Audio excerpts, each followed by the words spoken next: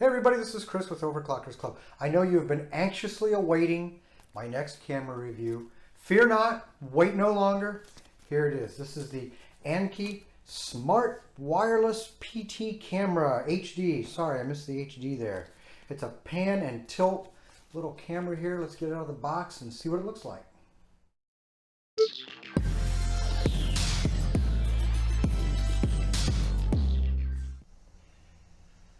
Now, if you don't know anything about this company, they've got a range of small indoor and some outdoor cameras, floodlight cameras. We've got the typical dome cameras there with the NVR systems, and it looks like they range. We've got stuff that's considered for beginners. I guess these are small packaged NVR systems all the way up to the professional user. And we've got these types of systems where you get multiple cameras. They got the power over Ethernet. It's a little more sophisticated. These things are usually a little more expensive than the smaller cameras, of course. So let's get the box open. Nice little instruction manual, quick start guide.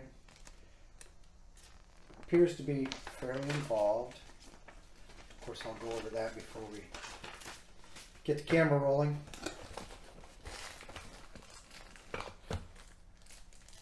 Got some anchors there if you're going to mount the camera to a hard surface. We've got a flat ribbon style Ethernet cable, little USB cable to connect to the camera,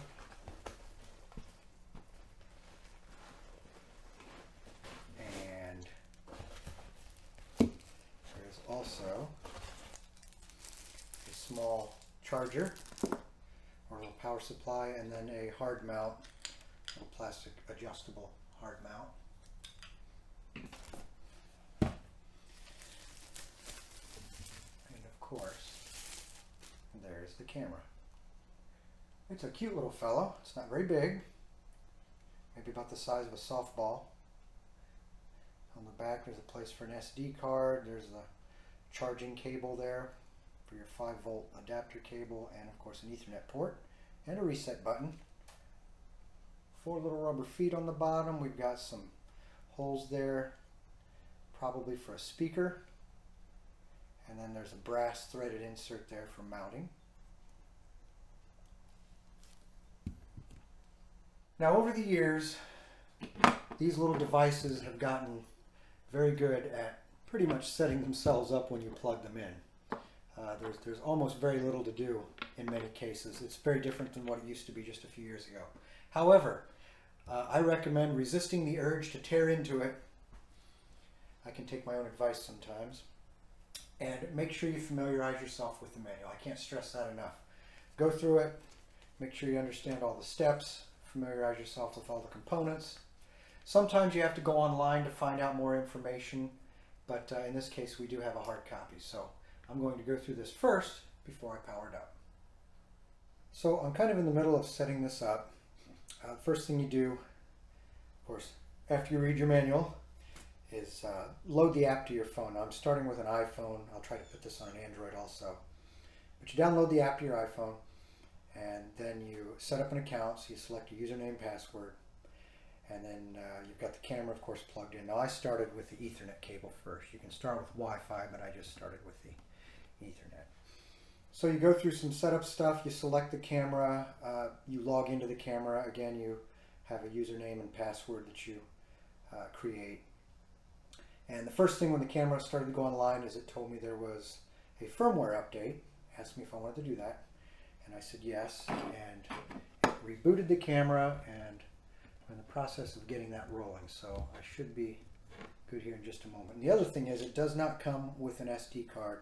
So I have one of these little SanDisk 16 gigabyte SD cards. These things are fairly inexpensive. They're on Amazon all day long for a few dollars. But you do have to supply your own card.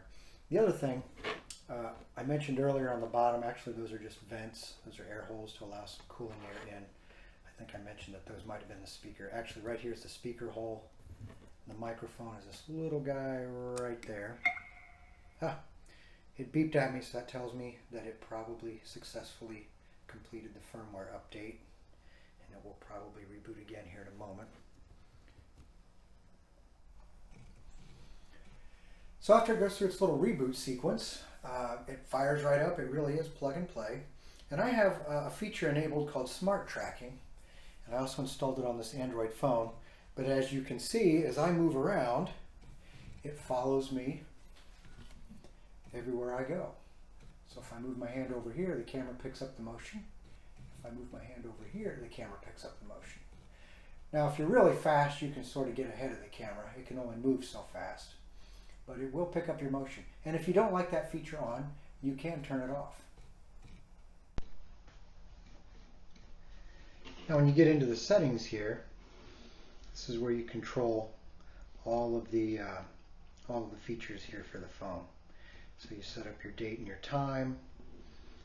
You can do your system upgrade. Of course, it's already the latest version.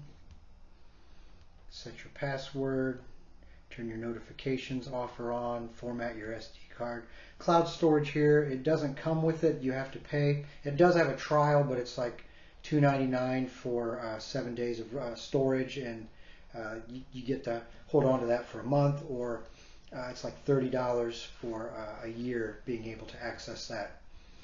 And here's your network. You can select between Ethernet and Wi-Fi, and then you can flip the screen over if you're going to mount the camera upside down. These are your on-screen display settings there, so you can set where the or how the display looks on the camera. We also have the motion detection. This is where you set up the motion detection, the smart tracking, where you turn the smart tracking off and on.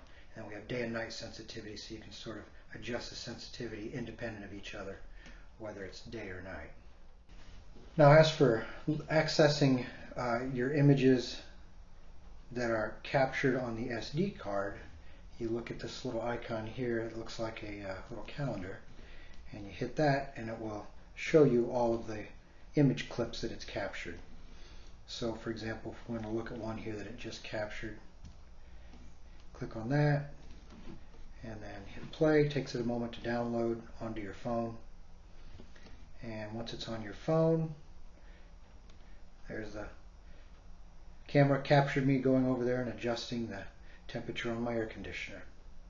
So you can go back and view all of the motion events that the camera has captured, and you can sort through those by date also.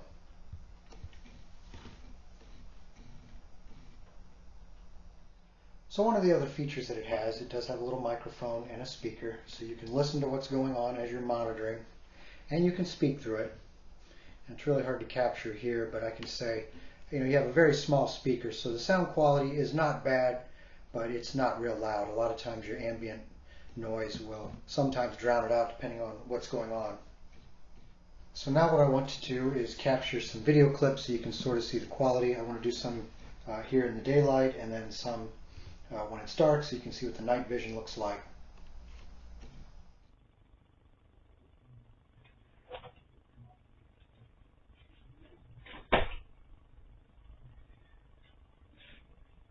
So this gives you an idea of what the night image quality looks like.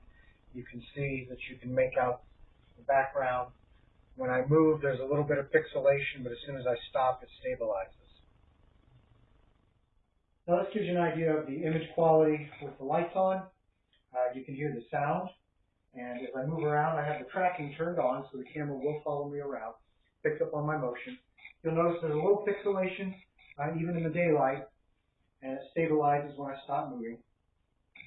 But that's to be expected. And again, this is an indoor camera, and for a $40 indoor camera, I don't think you can beat it. So I spent a lot of time here with this little Nova J from Annke, and I have to say, over the years, the quality and the fit and finish of these little cameras has really gone up, while the pricing has come down. The feature set you get, the ability to use Ethernet connectivity along with Wi-Fi.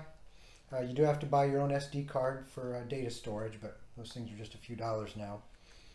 The way you can access the settings, I had no problems installing this on my Android phone or my iPhone. Very much plug and play.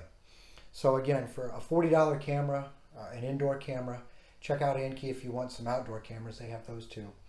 But A lot of bang for the buck here. I don't see how you can beat it. So this is Chris with Overclockers Club. Hope you enjoyed watching. Don't forget to subscribe.